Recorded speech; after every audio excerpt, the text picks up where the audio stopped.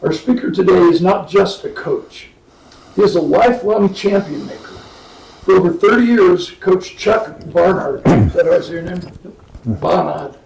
Barnard, you got it. Coach Chuck Barnard has dedicated his life to helping people unlock their full potential.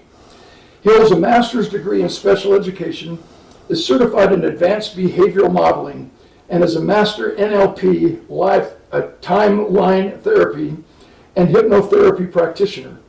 He is also a certified mental wellness coach and a diplomat with the American Institute of Stress.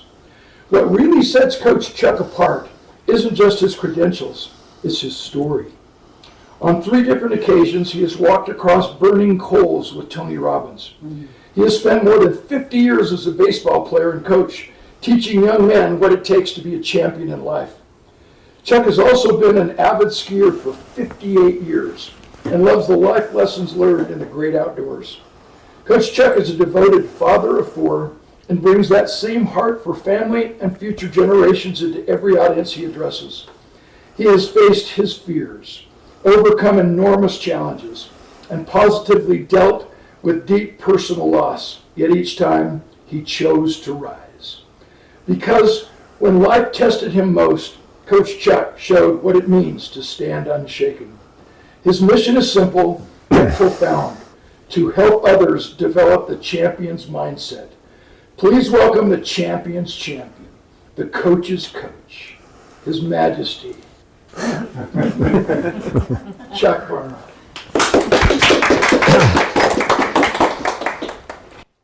Wow, damn, that sounds so good when you read it. It's an honor to be here and be able to share with you guys today the message that I find so important. And usually, before I speak, I usually have a walk-up song, because music has such a powerful way of setting mood. Did you guys know that music actually is the only known stimulus that activates the emotion, motor, memory, and meaning-making neural networks of the brain?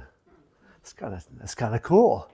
But it also may help explain why sometimes, how many of you have had this experience, song gets stuck in our head and we can't get rid of it. Hopefully it's a good song. Well, one time for me, I don't know, maybe it should have been a good song, but it wasn't for me that day. It was out of nowhere, the Barney theme song.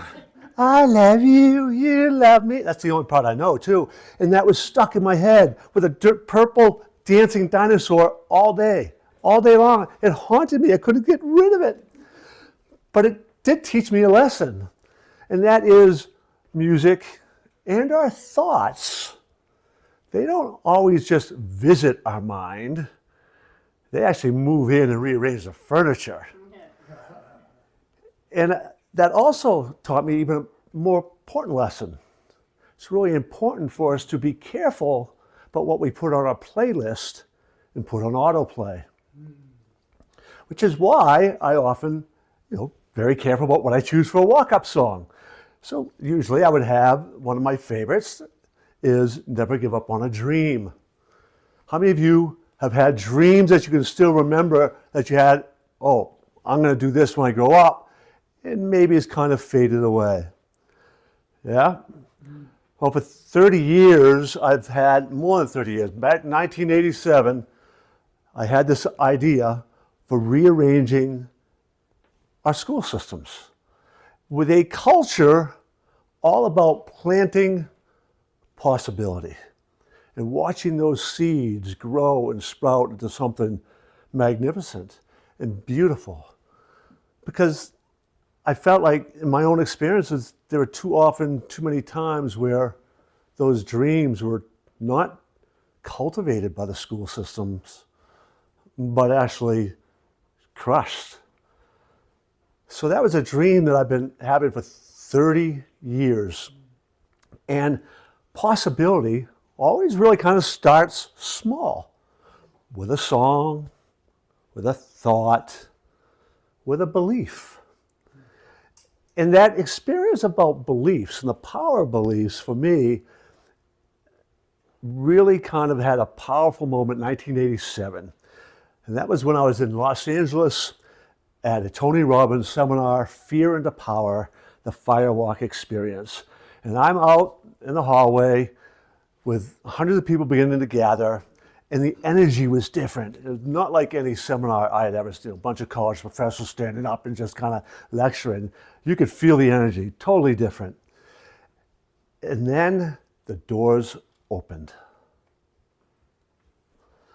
Are any of you familiar with the movie Secondhand Lions? Anybody familiar with that?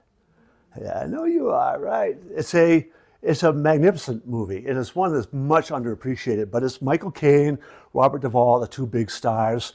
And one scene in this movie, these two old guys had just come back. It takes place in the 1950s, life of adventure, accumulating great wealth and going all over the world, and battles and romance and all this. And Robert Duvall's character had fallen deeply in love with a woman. There was a picture of a woman in a trunk that his nephew, who had been dropped off, his great nephew, at their house by his mom, who was the niece of the two brothers, for the summer. And the boy started hearing all these great tales, these stories. And this boy had been lied to by his mom too many times. So one night he confronts his uncle, Robert Duvall's character, and says, Uncle Hub, are those stories about you and Jasmine, are they true? Are they true? I gotta know, are they true? And Robert Duvall understands what he needs to say, and he says, there's a speech I give young men a lot, and I think you're ready for part of that speech. He said, sometimes the things that may or may not be true are the things we need to believe in most. That people are basically good, that honor, courage, virtue mean everything, money and power mean nothing, that love, true love, never dies. You remember that. You see, it doesn't matter whether it's true or not. Those are the things a man should believe in, because those are the things worth believing in. And the power of that story is that the stories we tell ourselves often are lies, and they aren't very good, right? But when we tell ourselves the good stuff, like love, honor, courage, all those things, whether it's true or not, we act as true, and it builds the character within us. Fortunately, most of the things that really lead to success in life are built on truth. So the power of those stories are so important. It's all about that possibility. One of the things that I kind of learned over my years from working with kids and families and all these schools with kids who really struggled is that there's really a five-part system that we all need to do in order to grow and cultivate a garden of possibility, to become a sower of seeds of possibility. Now, the S in sower is self. We need to begin to self-identify those things in our life that we might like and might not like. Self-identify. We also want to know what we view as, what does it mean to be successful in life? What are those labels that we have, the beliefs that we have that impact us, who we are? I want to tell you about Jimmy. Jimmy was a student I met. I knew of Jimmy. He was an 8th grader, and for 3 years, Jimmy had a behavioral plan, an ed tech, that was somebody who one-on-one, constantly getting kicked out of class. Many of us probably know students like Jimmy, or knew them when we were in school, because he wasn't a really mean kid. He was just annoying, and he would be annoying and get himself kicked out of class. So I'm filling in for his teacher, so I knew, all right, I'm going to see it all because I'm the new adult in the room, and Jimmy's gonna show me the stuff. So sure enough, Jimmy walks in the class, sees a new adult, and immediately begins just flipping kids' hats off, poking their ear, whatever it was. And the ed tech, you can see him kind of redirecting them, doing all the things he's supposed to do, and then says, all right, Jimmy, let's go. And me being who I am, I go right out in the hall too, and I go, Jimmy, why are you such a pain in the butt to everybody? And he looked right at me and said, because that's what I am. How'd you decide that? Oh, what do you mean? I didn't decide that. It's just what I am. Oh, so you chose to believe a lie. And I walked back in, and he's kind of walking away all confused and all. But you see, Jimmy's identity, an adjective, pain in the butt, became who he was. So anytime his identity might be threatened in his own mind, he had to act as a pain in the butt because you're not going to lose your identity. That's the power of those words that we begin to adopt. And unfortunately, the idea of possibility was never really planted in Jimmy. But it's not just enough to label ourselves and find out those are, but we all should do that, right? Take an inventory sometime of what these labels are we've accepted. But then you have to take ownership of them. Because when you own them, then you can go, what the heck do I got this for? I don't want this. You see, like working in middle schools for a long time, kids they carry backpacks. We carry backpacks as well. We all have stuff that we put into it. Sometimes middle school backpacks, 5-day-old lunch. Oh, woo, what's this? What's that smell doing? Oh man, why didn't you throw this away? Oh, I forgot, it's in there, you know. Well, we carry around things like that. And once you own it, then you can decide, I need to get rid of it. I need to let it go. Andy was a student who, great kid. We got him in 6th grade. He usually don't get kids that young, with 7th and 8th graders. But Andy had such low self-esteem and such low self-image, and it centered around his academic ability, right? He didn't do well in school. And it really centered around his ability not to do math. He just couldn't do math. Well, okay, we knew he had these beliefs about that, so we're going to start attacking those beliefs. But it just wasn't connecting.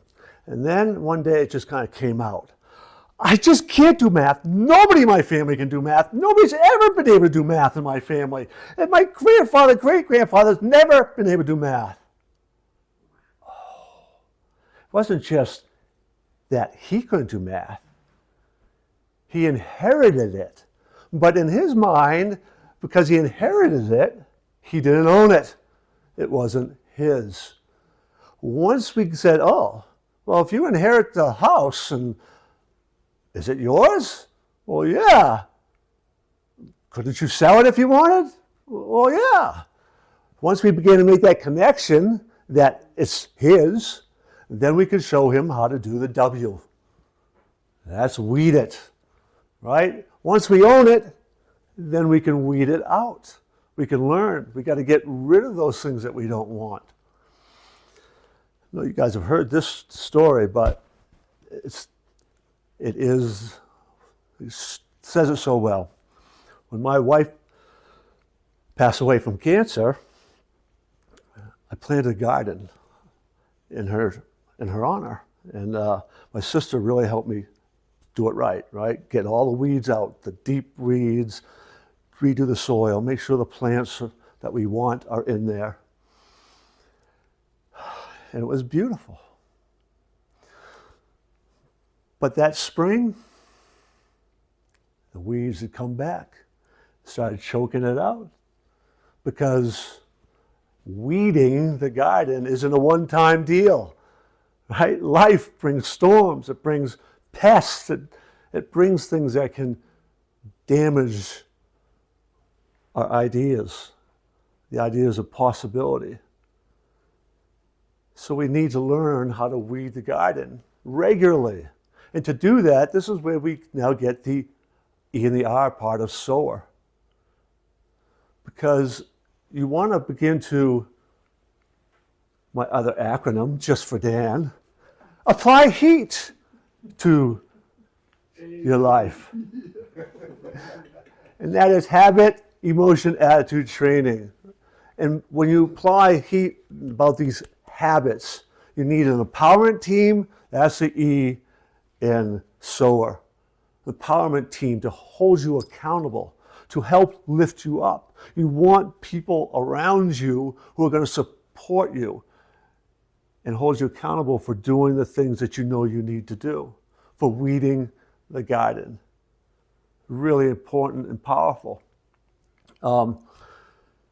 Jasmine was a student who, boy, what a great story she had. Come from a very difficult, long line of a family that no success in school. Like, I had her, two of her uncles, her sister, and we would get them doing so much better in middle school, and then they'd get to high school, and the support we had didn't transfer to high school, and they would crash. So we were concerned, like, oh man. So we kept talking to Jasmine about the importance of her accepting responsibility, ownership, and taking initiative to get an empowerment team around her. You need to sometimes seek it out yourself.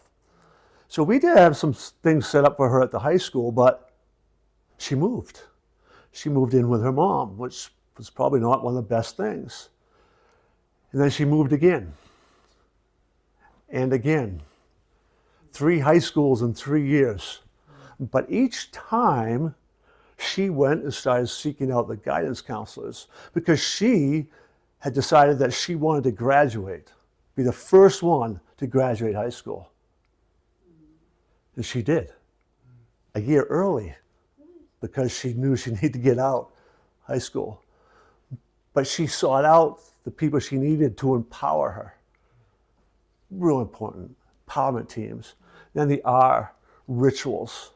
The power of rituals. Rituals are habits on steroids.